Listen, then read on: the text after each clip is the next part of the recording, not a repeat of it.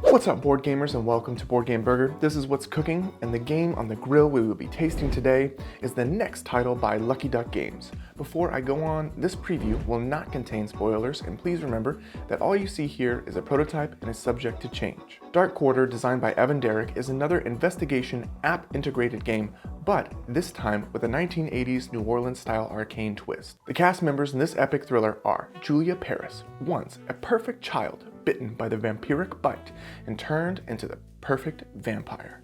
She walked away from her bloody past to help the Beaumont Agency solve unusual mysteries. Then there's Constance Moreau, who had always had a talent for the arcane but grew up without a mother after her mysterious disappearance, using her abilities to see the unseen. Next, we have Winter Mullins, with the ability to talk to those who have crossed to the other life, but only when he's had enough to drink. He uses what he once only thought of as a party trick to solve mysteries. Then there's John Robichaud, once an up-and-coming detective. John's career was derailed after his wife's gruesome murder went unsolved. They all work together to solve mysteries in the darkest corners of New Orleans. Dark Quarter comes with miniatures for each character, player boards, custom dice, a main map, location cards, story cards, and even item cards. The rulebook is well written, but the app does a great job of guiding players through each scenario. There are 4 phases to each turn. In the first phase, the active player must refresh an effort die if available. In phase 2, a player can optionally unlock an ability card, spending the amount of listed experience points from the group experience points pool, as long as the other players agree. These abilities remain unlocked for the duration of the campaign. Third, the active player may scan one card with a QR code on it. This allows players to learn information that their character knows about a specific item. Lastly, a player must interact with one point of interest. This can be found in characters that you may question, locations you can visit, or even items that you can interact with throughout the scenario. Some points of interest can only be interacted with by a specific character, and you will know this because of the token that you need to place underneath it. Sometimes the app prompts players to make a skill test. Each player has 4 skills at varying levels of aptitude. Talent, which has to do with investigation skills. Combat, which determines how well you fare in combat. Arcane, which determines how in tune you are with the magical forces and beyond. And finally, Charisma, which is how you can use your quick wit to get information or out of risky situations. 3 cubes on your player board determine how adept you are at each skill. The lower the number, the better you are at a certain skill. Throughout the campaign, the app will prompt you to increase or decrease your skill based upon events in the game. When prompted to perform a skills test, it will tell you which type of test or give you options to choose from, like question this mysterious person or try your magical powers to discover more information here. Take your 2 main dice and add as many effort dice as you would like, then roll those dice. Add up the values from the dice. Then, for each cube you have on the skill you are using to perform the test that is equal to or under the value, add 1 success. Input the values all together from the dice and your skills abilities into the app and let it take care of the rest. It will prompt you to ask characters questions, make discoveries, and attack or even defend yourself.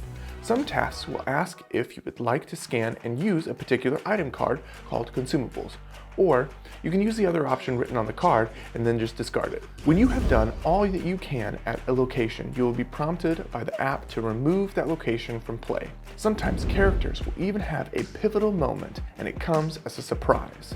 When your pivotal moment comes, the app will tell you you only have 45 seconds to read and make your decision, which will have a major impact on your character in New Orleans. So when you're ready, click ready and make your choice. Oh, doesn't that sound awesome? Go through these phases until you reach the conclusion of the story and or solve the mystery. The app will grade how well you accomplished your task. I am happy to tell you that this game is not the same old theme and mechanics from Chronicles or Destinies, rather a mix between their best parts. So let's begin with the things that I think are awesome. The artwork is amazing and the setting is fantastic. Rachel and I actually vacationed with the kids for a few days in New Orleans, and we loved the food and the atmosphere. I ate classic dishes like po' boys and alligator, but my favorite was the Louisiana-style fried chicken. But that's enough about how delicious the food was and making myself hungry. Although the game is nothing like our experience in the city because we visited in the 2000s and the game has a fantasy element to it, it was still cool to play a game based on a location my family and I had visited. I found the test flight fascinating and engaging. I loved all of the elements that directly pertained to my character, and turns didn't feel too repetitive. Some made me feel as though I was accomplishing a lot, others went super fast, and some were really cool surprises. I like that each character brings something different to the game, and even more, that I get to interact with my actual character's storyline. I did find that the effects of the story were cool, but I also found that the dialogue was a bit clunky. The game is rated mature for 16 years or older. Some of that has to do with the theme of solving murders, but also due to the bad language throughout the game. The cursing to me felt forced, like they were trying to make the game more mature than it actually needs to be. And personally, as a father, I wouldn't let a 16-year-old under my supervision play this game in its current state. So my hope is that the game finds a better balance to the dialogue so that it feels less forced and focuses more on the things that it actually does great.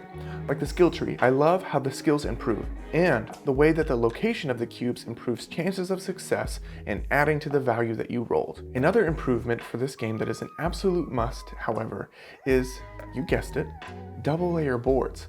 With so many cubes determining your skill levels, it's way too easy to bump the cubes and ruin the skill tree. Because this is a must, I will absolutely be disappointed if this comes out as an add-on rather than a stretch goal or already included in the game. My opinion is that it should already be included in the game. Plus, as you already know, these double layer boards are the bacon, cheese, and grilled onions to my perfect cheeseburger. Even the minis are super detailed and amazing, and I do feel that the balance between the app and the board game is well maintained. So if you like what you see and what you have heard, go on over and show some support to the campaign using the link in the description. Keep in mind, it is for mature audiences and will be a hit for those of you who love mystery thrillers sprinkled with that salt of magic. If you found this video helpful, like and subscribe. I would greatly appreciate it. And as always, stay hungry for more board games.